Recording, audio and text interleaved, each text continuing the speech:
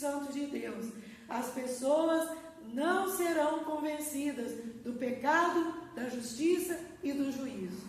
É isso que leva a pessoa ao arrependimento. Amém? Amém. Quanto mais os judeus tentavam argumentar sobre quão destrutivo Saulo era, ou tinha sido, com relação àqueles que invocavam o nome do Senhor, chegando até mesmo a dizer, como foi lido agora há pouco, a cogitar ali no meio deles, de que a sua pregação talvez fosse uma estratégia para prender todo mundo que estava ali na sinagoga, estava num ambiente fechado, para prender todo mundo e entregá-los aos principais dos sacerdotes. Eles chegaram a pensar isso e argumentavam a respeito disso, porque diz lá a parte B do versículo 21, e não veio aqui precisamente com o fim de os levar amarrados aos principais sacerdotes.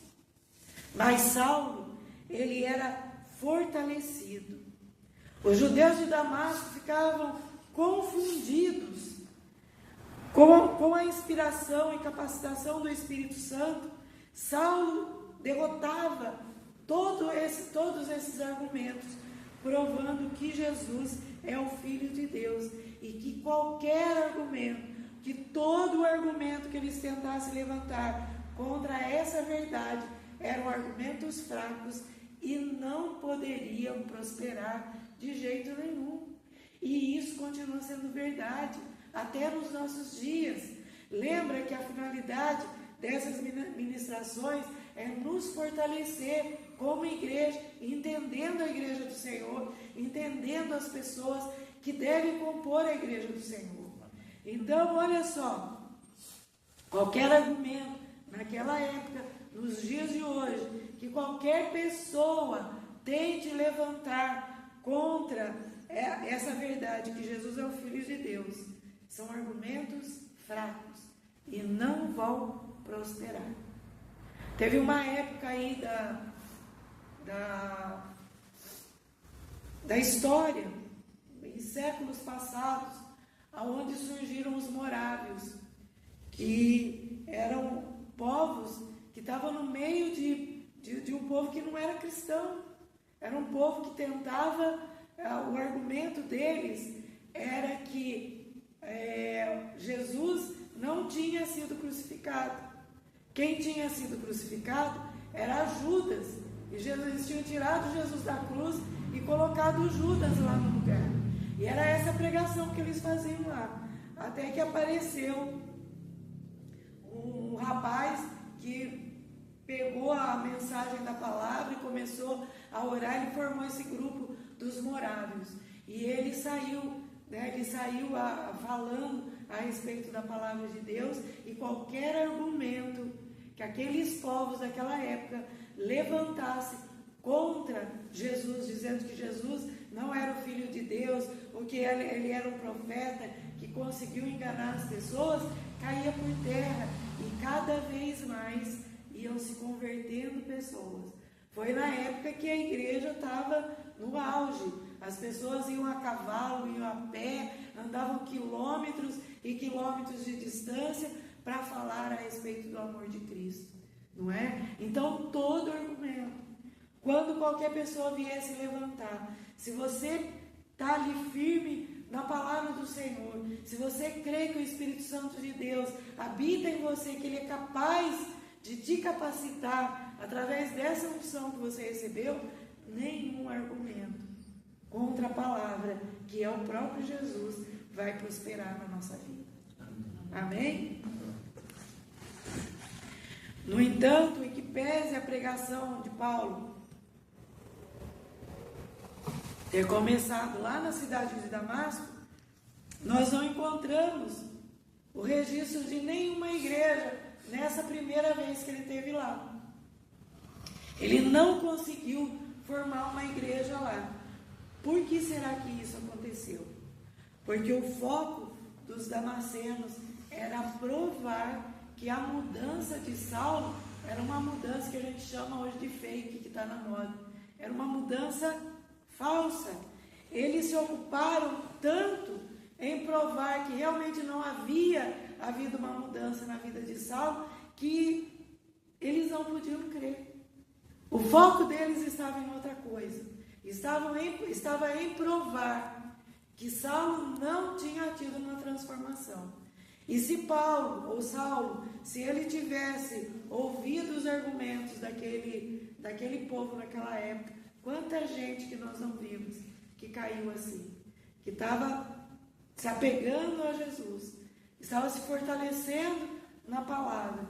E aí, quando veio a opressão externa, eles não resistiram e caíram. Por quê? Porque desviaram o foco da palavra de Deus. Desviaram o foco de Jesus.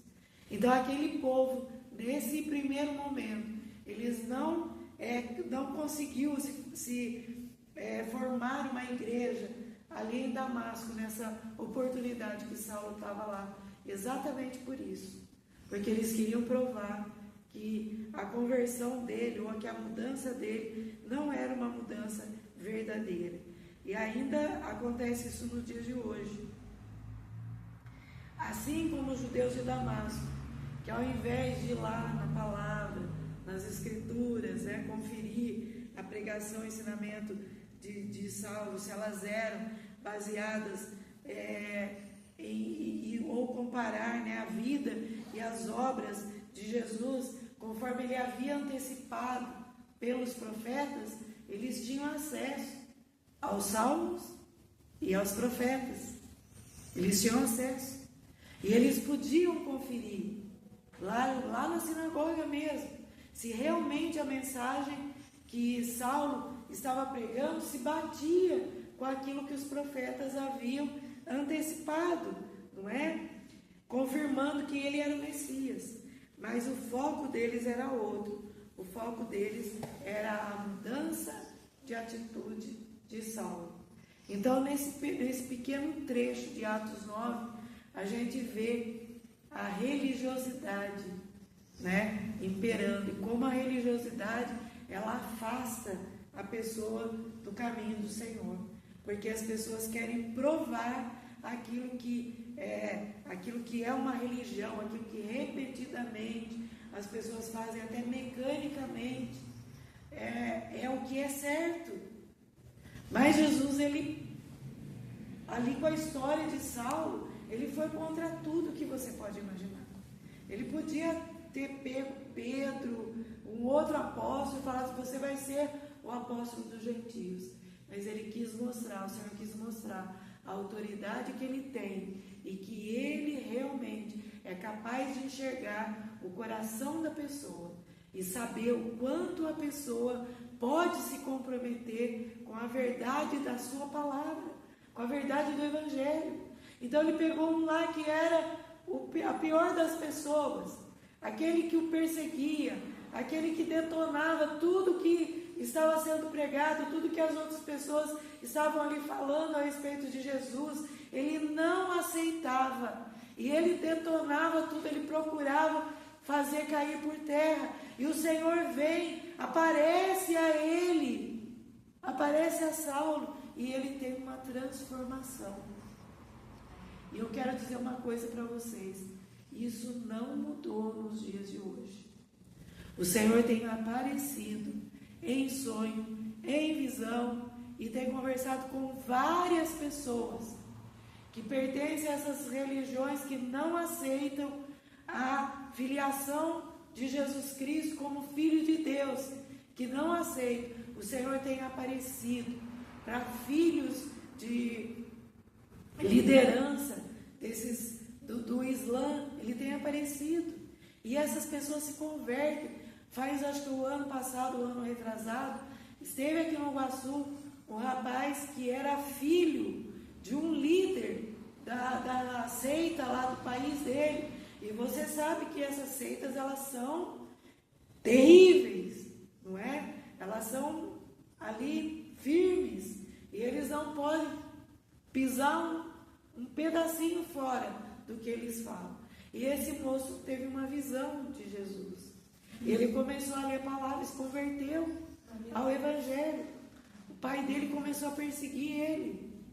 Ele teve que fugir do país dele, porque a própria família queria matá-lo, porque ele tinha recebido a Jesus como Senhor. Mas olha como que é o plano de Deus. Às vezes a gente aqui no Ocidente a gente pode olhar aqui no Iguaçu, e nos bairros aí tem igreja que está tropeçando uma na outra. Tem uma, depois ali uns 3, 4, tem outra igreja, né?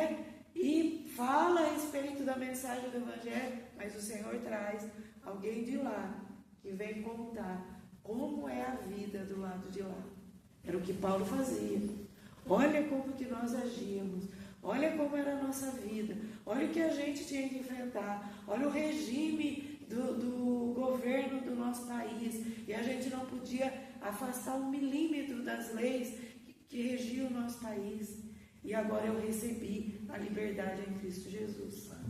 Vem e conta, e as pessoas creem, não é? Mas nós estamos com a faca e com o queijo na mão. Amém? Amém. Glória a Deus. Após essa pregação ali em Damasco, Saulo vai para a Arábia. E depois de 3 anos, ele volta para Damasco.